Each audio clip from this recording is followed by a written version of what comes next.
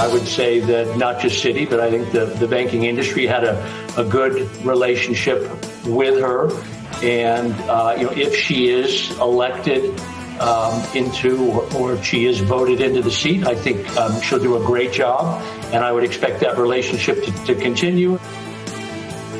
Michael Corbett on Janet Yellen, Citigroup CEO, speaking with David Rubenstein. You can watch that entire interview this Friday at 10 a.m. Eastern Time. From London and New York this morning, good morning to you all. Alongside Lisa Abramowitz, I'm Jonathan Ferro.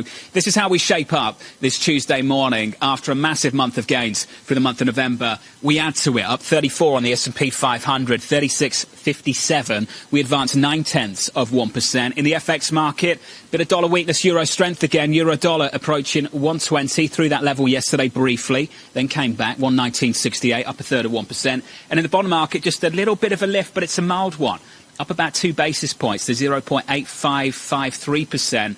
And the data, Lisa, still ahead of us. ISM a little bit later this morning. Final read of the PMI. I think people will get past that pretty quickly. Get to the ISM. Then we've got that testimony from Chairman Powell and Secretary Mnuchin. Then we've got claims. And then we've got payrolls Friday. And the key is what could possibly move the needle given the enthusiasm for the world beyond now. What real-time data could actually change the view? And I think it's going to be interesting to hear what we get from the Fed chair as well as Steve Mnuchin trying to toe that line, being confident about the recovery, but also really skeptical of its continuation without fiscal support. Let's start this conversation right now with Joseph Minarik, the former chief economist of President Bill Clinton, now the conference board chief public policy economist as well. Joseph, we're lucky to have you with us this morning. Thank you, sir. Let's just start with your experience working with Janet Yellen in the Clinton administration. We've had many conversations over the last week or so about how she'll find that transition from the Federal Reserve to a seat in the Treasury. How do you expect her to find that transition?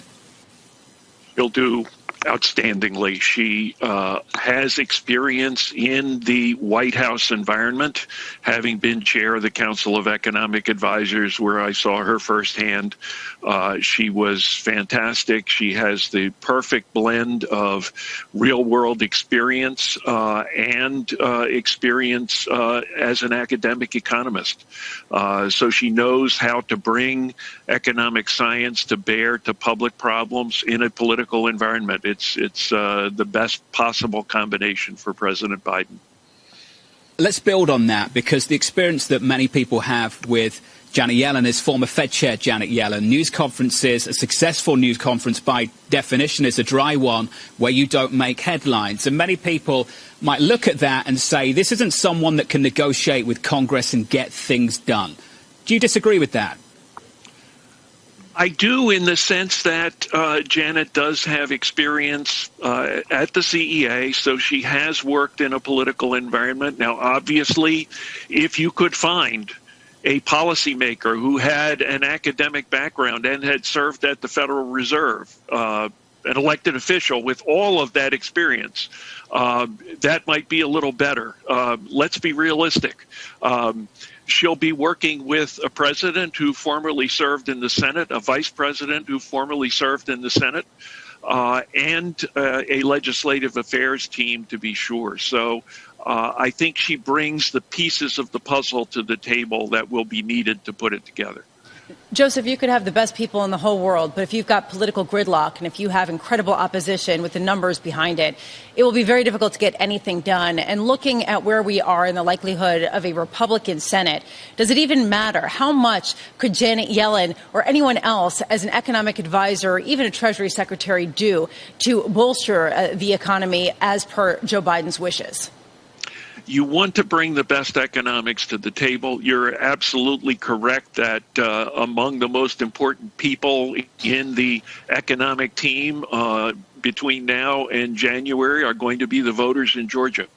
It will make an enormous difference who has control of the agenda in the Senate. That will be a determining factor. That having been said, the better the case that you can make to the Senate that it is necessary to provide fiscal support for this economy, the more likely that you can pull off 1 or 2 or 3 votes for a package that might be a little bit larger, that will help you out a little bit more. So It's going to be a difficult environment if the president does not control the agenda in the Senate, but obviously you're going to be fighting for every yard in this game.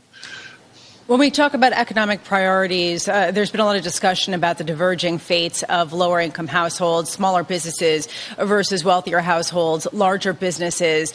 What is the argument longer term of the economic impact if these gaps aren't at least started to be bridged at this point with another round of fiscal support? Well, you've been hearing the word scarring used very frequently. To the extent that smaller businesses can't keep going and have to fold, to the extent that workers are separated from their jobs, spend time idle and losing their morale, losing their skills, losing their connections to possible alternative jobs. All of those things will tend to slow an ultimate economic recovery. So the better we can hold this economy together today, the stronger we will be tomorrow. And that's going to be, as you've heard from many people, that's going to be the priority of the Biden administration. And that is an important part of the formulation of this team. Joseph, just quickly, in the short time that we have left, can you talk to me about the debt load that this administration will be inheriting? Monetary policy officials have the luxury of saying, we're going to keep rates low for a long, long time. They can make it state contingent as well. Fiscal policymakers don't have the same accommodations sometimes. How do you think they should handle the message, manage the message in the years to come around America's debt? The first thing that we need to do is to get the economy moving again. The longer the economic slowdown goes on, the more that burden of debt is going to increase in the near term. In the long term, we have got to get back to sustainability. There won't be an option. We want the economy to grow. If the economy grows, borrowers will be willing to pay more for money. And if they do, interest rates rise. We're going to have an enormous debt, which is going to provide a lot of leverage on raising the cost of government. So it will be necessary to make the case gradually as the economy improves for turning around the nation's finances and doing some innovative things in managing the debt that we are accumulating right now. Joseph, it's great to catch up, sir. Please come back soon. We'd love to catch up. Joseph Minarik there of the Conference Board. Lisa, this is a huge challenge. It's not just about the economics of this. There's no pressure right now in the Treasury market. It's about how you manage the message for the years to come around this issue. Yeah, and how you set the priorities in a way that won't necessarily hamper markets, especially given where people's positioning is. Coming up on this program on the U.S. economy, the risk of a little dip going over the next couple of months. Ethan Harris of Bank of America. That's next. Futures flying. This is Bloomberg.